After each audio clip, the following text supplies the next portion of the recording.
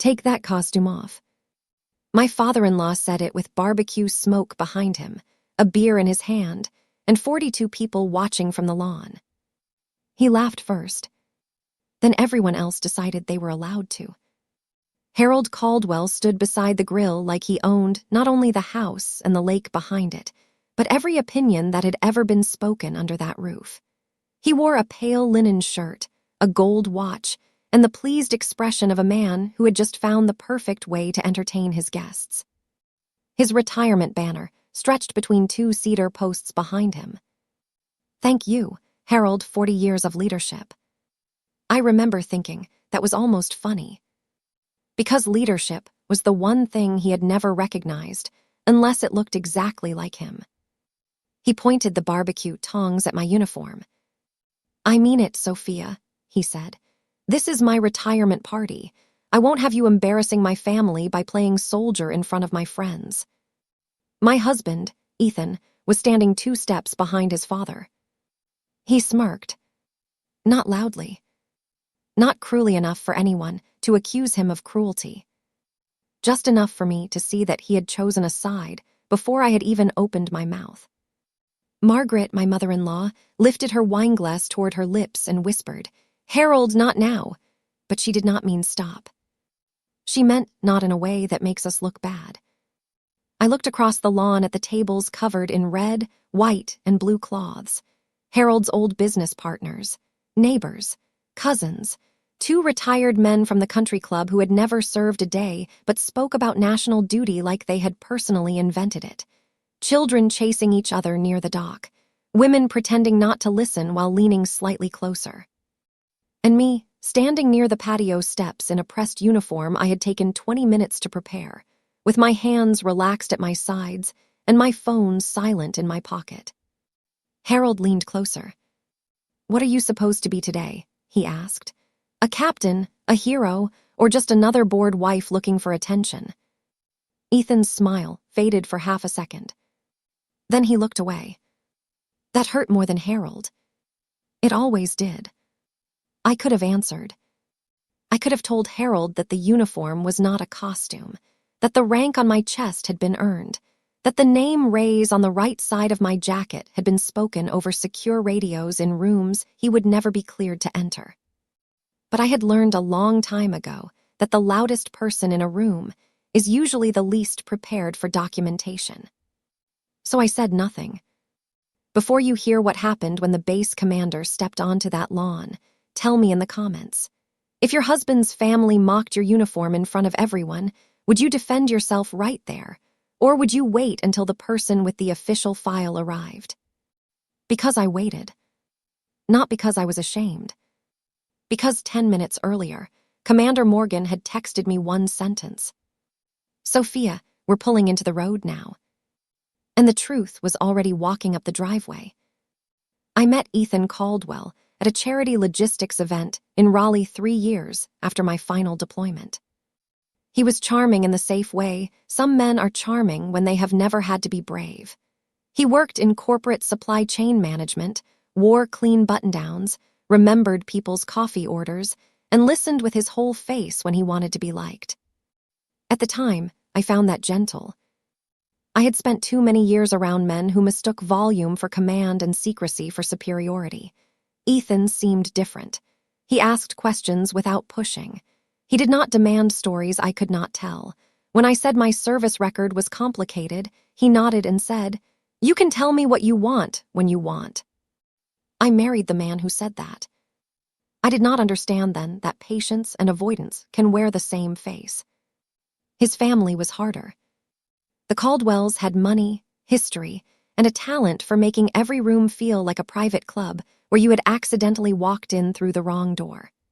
Harold had built Caldwell Industrial Systems from a warehouse and 2 employees into a regional contracting company.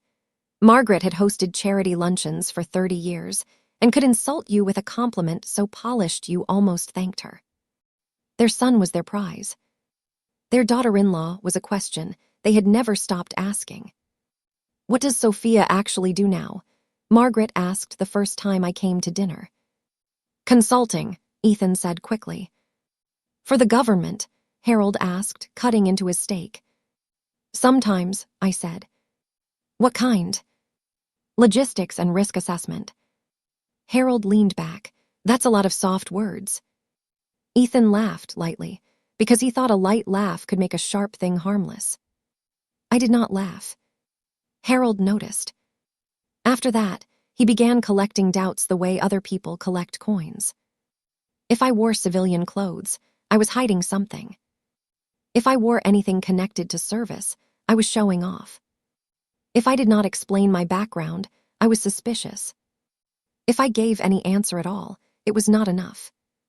The first time he called me paperwork military, we were at Thanksgiving. He had asked whether I had ever seen real pressure, and I had said quietly that pressure had many forms. He smiled across the table. Right, paperwork pressure. Ethan said, Dad. Harold raised both hands. I'm just saying, there's a difference between people who serve and people who sit in air-conditioned rooms telling the real ones what to do. I looked at my plate. My fork was beside the napkin, perfectly straight. I remember that because I focused on it instead of his face. I had served 9 years. Most of them were not the kind of years that made good dinner stories. My work sat at the intersection of logistics, evacuation planning, intelligence coordination, and emergency movement of civilians through places where a wrong road could become a death sentence. I was not kicking down doors. I was not flying helicopters. I was not the version of military service Harold respected because it photographed well. But in 2018, during a crisis outside a city I am still careful not to name, 27 civilians made it through a collapsing corridor because my team found a route everyone else had marked impossible. 3 buses, 2 medical vehicles, 1 night with the power out, 40 minutes of radio silence when we thought the second convoy had been hit, a map spread across a metal table under a generator light, my voice on a secure line saying, "Move them now," while a colonel twice my age waited for me to finish the calculation. 27 people reached the airfield. Not because I was fearless. Because fear had no authority over the clock. I received 3 commendations connected to that period. The public version was bland enough to mean almost nothing. The classified summary was sealed. The people who knew what actually happened were few. And most of them had learned to let silence do its job. I did not tell the Caldwells. I told Ethan more than I told most people. Not everything, but enough that he knew my service was real. Enough that he had seen the locked drawer in my office where I kept the documents that could not sit casually in a family argument. Enough that when Harold called me a fraud, Ethan knew better. That is why his silence mattered. The retirement barbecue was Ethan's idea. Dad's sensitive about leaving the company, he told me 2 weeks before the party. He wants the whole family there. I know. And he asked if you could not make it political. I looked up from the kitchen counter. What does that mean? Ethan rubbed the back of his neck. He mentioned the uniform. I wear it for formal military events and official invitations. Your father is inviting half the county's veterans to his retirement party and asked me specifically to attend the recognition ceremony. Right, but maybe just don't wear it. I stared at him. He looked tired before the fight even started. I just don't want him turning it into something. He turns everything into something. Sophia. There it was. My name is a warning, not a person. I folded the dish towel slowly. Ethan, does your father know I served? Yes. Do you? His face changed. That's not fair. No, I said, it isn't. He apologized that night. He said he was stuck between 2 strong personalities. I let that sentence pass because I was too tired to explain that neutrality becomes betrayal when one person is attacking and the other is being asked to make it easier. The week before the barbecue, I received a call from Commander Aisha Morgan. We had not spoken in 8 months. Morgan had been my commanding officer during the evacuation operation. She was precise, direct, allergic to drama, and one of the few people in the world who could ask if I was okay in a tone that made lying feel inefficient. "I'm coming through your area next Saturday," she said. "That sounds suspiciously social." "Don't insult me." I smiled for the first time that day. She told me there was a small recognition file being updated, a declassified summary connected to the evacuation work. Nothing major, nothing public-facing, but enough to correct some administrative gaps in my post-service record. She wanted to hand-deliver copies because she would be within 2 hours. "What time?" I asked. "Afternoon." I thought about Harold's barbecue. Then I thought about Ethan asking me not to wear my uniform. "Come by around 4, I said. Morgan was quiet for half a second. "Sophia." "What?" "Is there a reason you sound like you're placing an asset?" "Maybe." "Do I need to bring witnesses?" I looked toward the living room where Ethan was on the phone with his father, nodding at nothing Harold could see. "2 officers would be helpful," I said. Morgan exhaled once. "Understood." That was the thing about people who had worked with you under pressure. They did not need the whole story to hear the shape of it. On Saturday, I pressed my uniform, pinned my insignia, tied my hair into a low bun, and stood in front of the mirror longer than I needed to. Ethan appeared in the doorway. "You're really wearing it." "Yes." "Dad's going to say something." "I know." "Then why?" "Because I earned it." He looked at me then, really looked, and for a moment I saw the man I had married, the one who used to be curious instead of afraid. Then his phone buzzed. His father's name lit the screen. The moment passed. Harold's lakeside house was already full when we arrived. The long driveway curved past trimmed hedges and parked cars, ending at a wide stone patio overlooking the water. A huge grill smoked near the outdoor kitchen. Music played from speakers hidden under the eaves. White balloons bobbed near the dock. The whole scene looked expensive, patriotic, and rehearsed. Margaret saw me first. Her smile stopped at my collar. "Oh," she said. "Hello, Margaret. You wore the uniform." "I did." Her eyes flicked toward Ethan. He said nothing. That became the theme of the day. Harold was surrounded by men near the grill when we stepped onto the patio. He turned, ready to receive admiration, and froze when he saw me. For 1 second, his face showed pure annoyance. Then he smiled. Not warmly. Strategically. "Well, look at that," he called. "Sophia came dressed for a parade." A few people chuckled. Ethan's hand brushed my back and then disappeared. "Congratulations on your retirement, Harold," I said. He looked me up and down. "Thank you. I appreciate real service." The word real landed exactly where he wanted it to. I nodded. For the next hour, the party unfolded around me like a test everyone else knew the answers to. Harold gave tour of the lake house. Margaret corrected the caterers. Ethan moved between groups, laughing too loudly. People asked me polite questions and accepted my short answers with the relief of guests who did not want depth at a party. At 3:42, Morgan texted. 20 minutes out. At 3:49, Harold began his speech. He stood on the patio steps with a glass in one hand and the lake shining behind him. He spoke about work, sacrifice, leadership, building things with your hands, earning respect. It was a good speech if you ignored the fact that he used the word earned like a weapon. Then he looked at me. "Of course," he said, smiling. "These days everybody wants the appearance of service." The air changed. Margaret's face tightened. Ethan stopped moving. Harold continued. "We live in a world where titles are cheap. Uniforms can be bought. Stories can be invented. But real service leaves marks. It isn't a costume you put on for attention." Several people turned toward me. I checked my phone in my pocket without looking down. "Morgan, 10 minutes." I folded my hands in front of me. Harold stepped off the patio.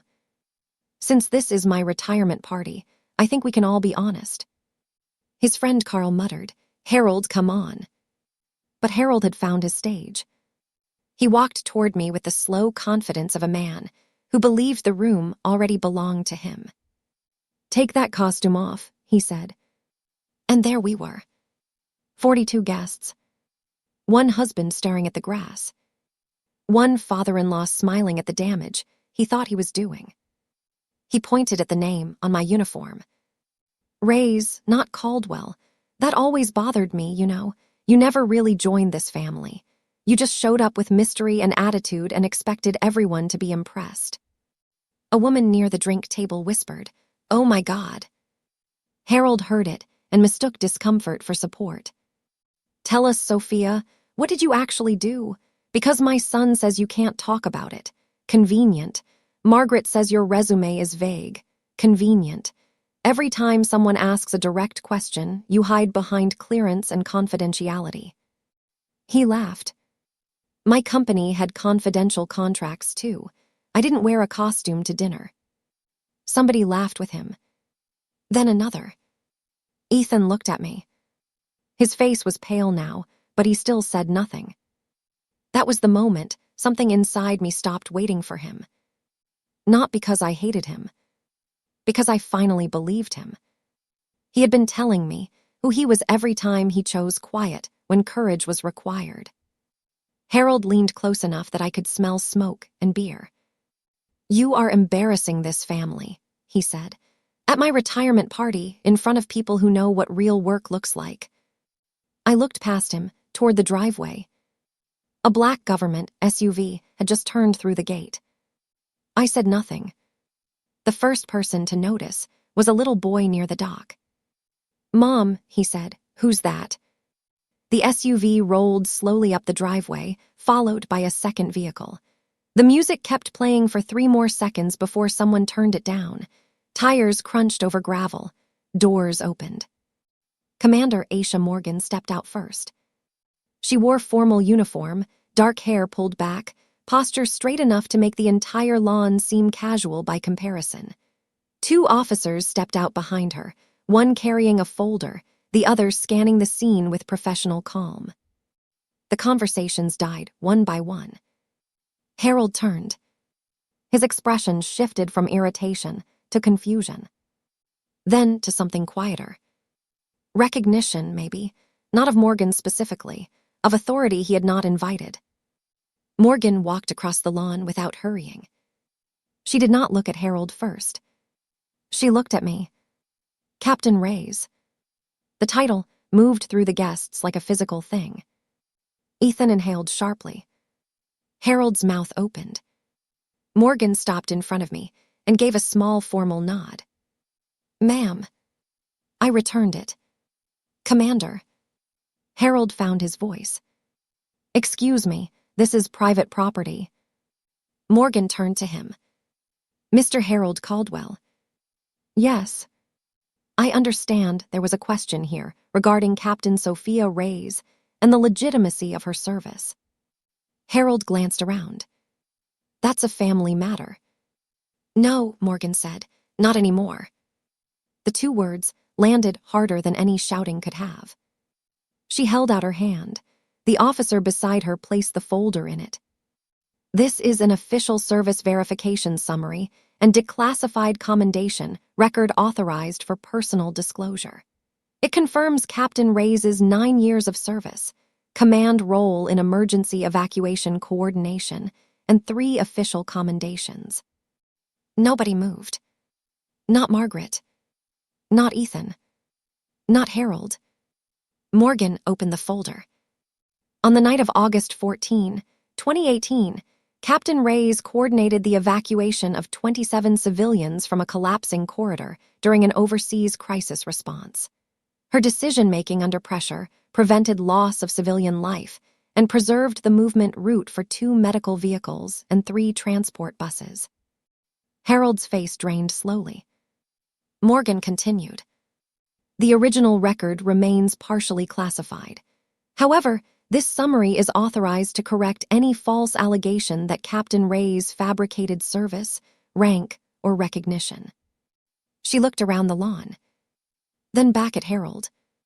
who called her uniform a costume. Silence. The kind of silence that exposes people, because they cannot hide inside noise anymore. A paper plate slipped from someone's hand and hit the grass. Harold swallowed. I didn't know. Morgan's eyes did not move. You didn't ask. It was exactly what I had been thinking. Hearing someone else say, it felt like the room had finally located gravity. Ethan stepped forward. Commander, I'm her husband. Morgan looked at him. Then I assume you already knew enough to stop this. Ethan stopped moving. No one came to save him. For once, not even his father. Margaret set her wineglass down with a small click. Sophia, she whispered, why didn't you tell us? I looked at her. I did. She blinked. You didn't listen. Harold's hand shook slightly around the barbecue tongs. The great Harold Caldwell, builder of companies, commander of patios, judge of everyone else's worth, stood in his perfect backyard while 42 guests watched him discover that certainty was not the same as truth. Morgan closed the folder. Captain Reyes, we also need your signature on the final receipt copy. Of course. I stepped toward her. Ethan reached for my arm. Sophia. I looked down at his hand before he touched me. He stopped. Smart. Please, he said quietly, can we talk? I looked at him for a long moment. I thought about the first dinner, the paperwork jokes, the uniform comments, the way he used to say he was stuck between us, as if truth and humiliation were two equally difficult relatives. I thought about that morning in our bedroom when he asked why I had to wear it, and the patio where his father called me a fraud while he stared at the grass. We can talk later, I said. His eyes filled with panic. Are you leaving? I looked toward the driveway. The SUV waited with its engine off.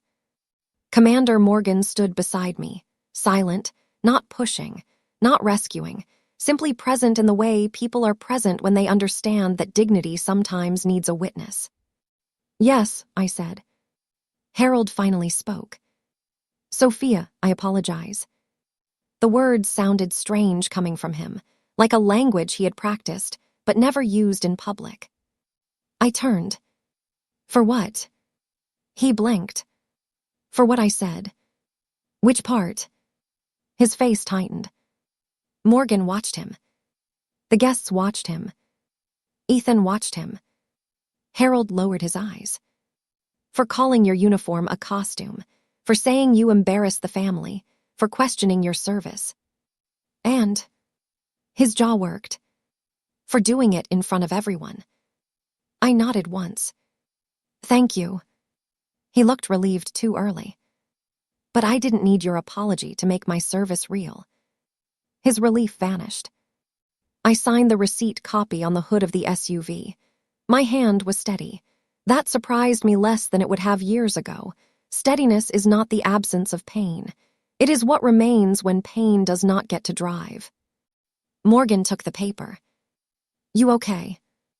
I will be. She nodded, accepting the honest answer. Behind us, Ethan said my name again. This time, I did not turn immediately. If you were in my place, would you forgive a husband who knew the truth but stayed silent while his family humiliated you? Or would that silence tell you everything you needed to know? I finally looked back. Ethan stood alone now, even though he was surrounded by family. That is what cowardice does eventually. It leaves you with the people you tried not to disappoint, and without the person who needed you.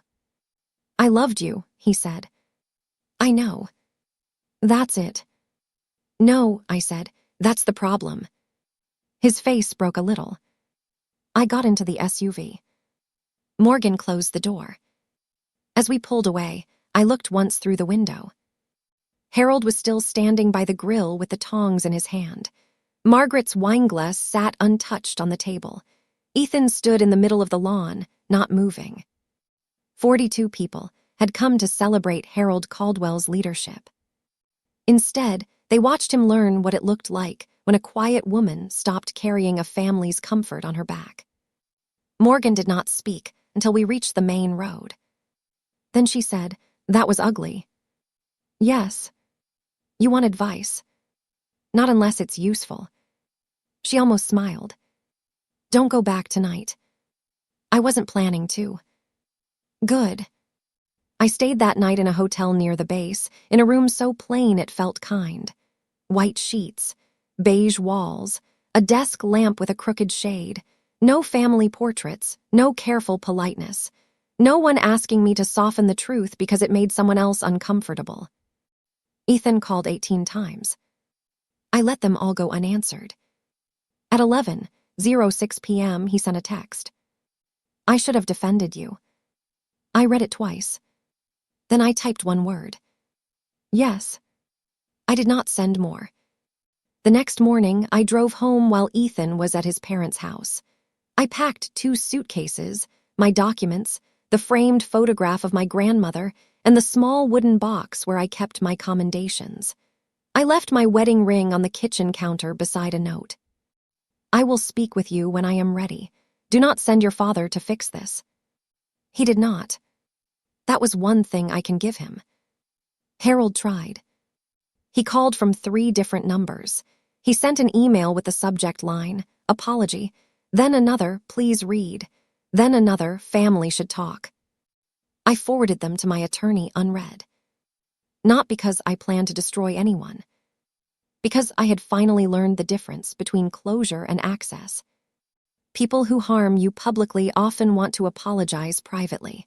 That way, they get relief without accountability. Harold had already received more of my public dignity than he deserved. He could wait. 2 weeks later, a video from the barbecue appeared online. Not the whole thing, just 36 seconds. Harold saying, "Take that costume off." Morgan saying, who called her uniform a costume. The clip spread faster than I expected. Not viral in the way people imagine, but enough. Enough for Harold's old business associates to see it. Enough for the retirement committee to quietly remove the tribute post they had scheduled. Enough for Margaret to call Ethan crying because people were misunderstanding. They were not misunderstanding. They were finally seeing the part that usually happened before witnesses understood what they were watching. Ethan came to see me 3 weeks later.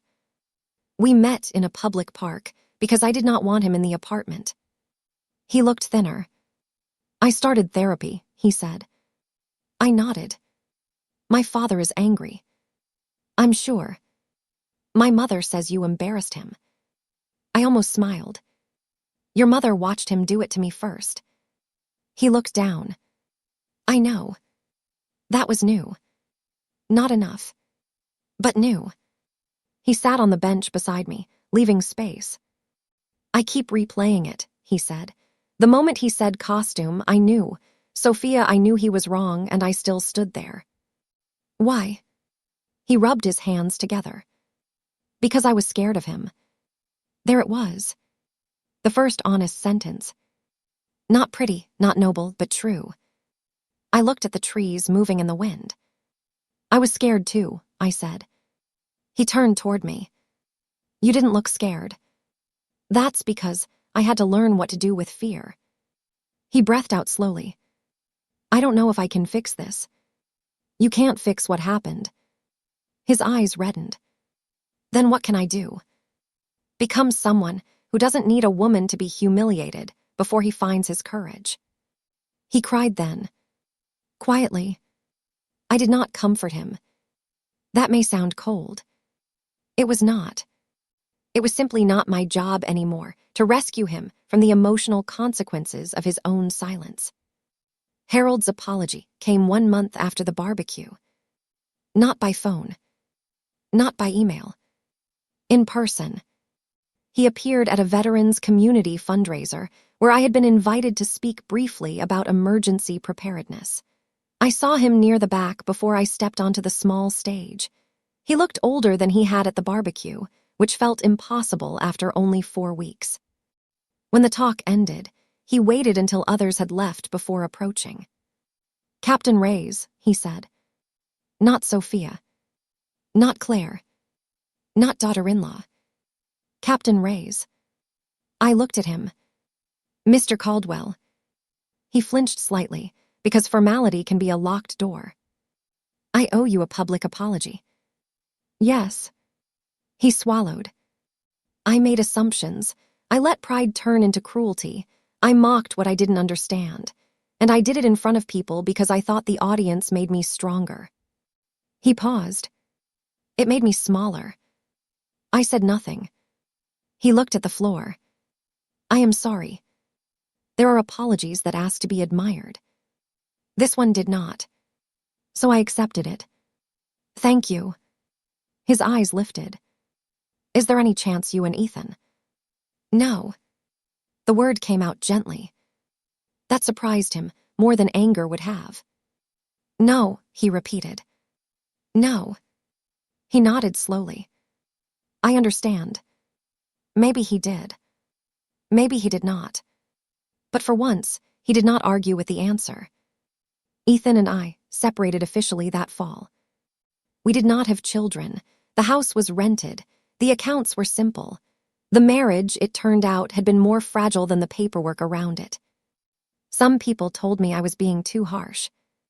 They said Harold was old-fashioned. They said Ethan was pressured. They said families are complicated.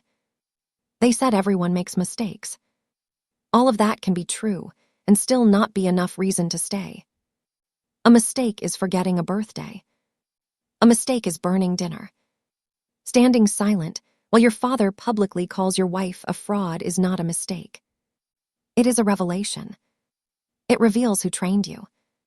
It reveals what you fear.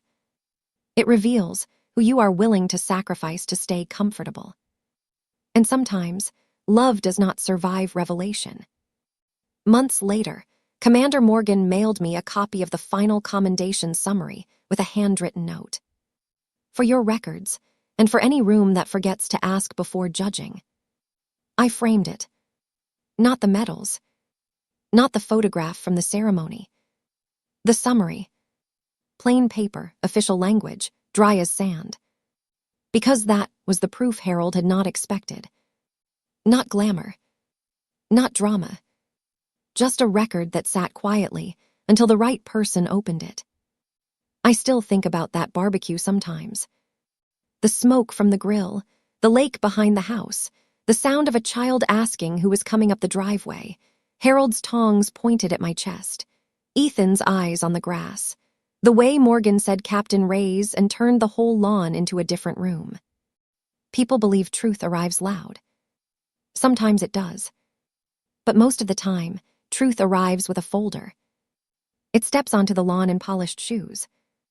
It asks one clean question. Who called her uniform a costume? And then all the people who were laughing have to decide what to do with their faces. Harold thought my silence meant I had nothing. Ethan thought my silence meant I would absorb one more insult for the sake of peace. Margaret thought my silence meant she could later translate the scene into something more flattering. They were all wrong. My silence was not permission. It was not fear. It was not weakness. It was discipline. It was the same discipline that kept 27 civilians moving through a dark corridor when panic would have killed them. The same discipline that taught me not every room deserves every truth. The same discipline that let me stand still while a man with barbecue tongs tried to make himself bigger by making me smaller. I did not need Harold to understand my service. I did not need Ethan to explain my worth. I did not need 42 guests to become witnesses. But once they did, I made sure they witnessed the right thing. Not revenge. Recognition. There is a difference. Revenge wants pain. Recognition wants truth placed where denial can no longer reach it. That day, on Harold Caldwell's perfect lawn, the truth arrived 10 minutes late and exactly on time. If this story meant something to you, subscribe to Silent Revenge Stories. Every story here is for the ones who stayed quiet while others laughed, not because they were weak, but because the proof was already on its way. And if you have ever been underestimated by people who confused your silence with shame, leave a comment. I read them all. Because sometimes the quietest person in the room is not hiding. Sometimes she is waiting for the driveway to fill with people who know exactly who she is.